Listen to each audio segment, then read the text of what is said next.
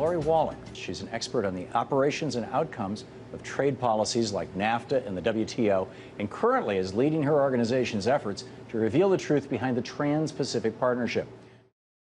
The corporations had created a structure where they were the official advisors to the U.S. trade negotiators. Hundreds of them had special access.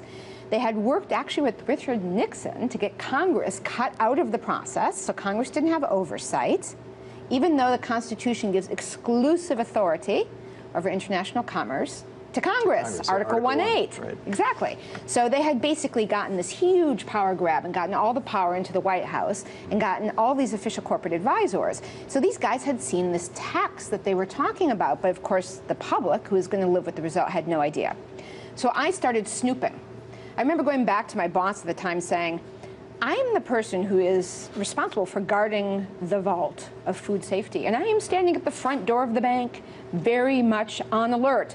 And someone's taken all the loot out the back door. Right. And it's connected somehow to trade agreements. And my boss at the time said, you need to take a break. I mean, you're working too hard. That's crazy. So I took the week off and I went and actually found someone who had liberated the first text of the World Trade Organization. He had it but couldn't read it because it was in GATTese, trade law jargon. I read it and thought, slow motion coup d'etat. What a genius, elegant strategy. And that was the beginning of Global Trade Watch. Wow.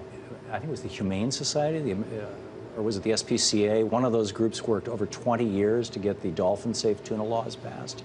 Tell me about that and how and when that happened and how we've gone from that to where we are now. The case happened, and everything changed. And in fact, suddenly there was the evidence that this wasn't just about trade anymore. So the environmentalists were the first entrants into the fight. In short order after that, there became more and more threats, also related to NAFTA, which was starting to be negotiated. And that text started to get around. And we all started to realize this was really just a corporate power grab. Trade was the smallest piece of it. Yes, there were real issues about trade, but that was on the side. The vast majority of these rules were just a delivery mechanism for many of the things we'd already won as citizens' movements, as activists, as advocacy groups in Congress. So one glaring example, the agreements that increase patent lengths. So, you know, drug company used to have a 17-year monopoly when if they discovered a new medicine, they could charge anything they wanted for 17 years. They tried to get a 20-year monopoly. The consumer groups, year after year for decades, won. Grandma's drugs were expensive enough. Yeah. WTO passed the next day. We have a 20-year monopoly patent. They just passed it as a regulation. It's part of the agreement. And if you don't conform your domestic laws, you end up in these tribunals and they hit you with trade sanctions. So I remember, you know, Ralph Nader and I trudged all over Capitol Hill during the time of the WTO. Again, even with the dolphin case, a lot of senators couldn't believe it. And I remember one particular senator who's a big advocate of affordable medicines who had been our champion in these fights, and he voted for the WTO. And he called Ralph up the next week. He saw the Wall Street Journal article, drug patent moves to 20 years. He said, how did you let that happen? You've been so focused on that WTO thing, you missed this. And Ralph said, no, Sarah, we told you. That is what was in the WTO thing. And here are 30 other things that you've sweated blood to pass in your career as a consumer, an environmental, or a human rights champion that are also on the chopping block.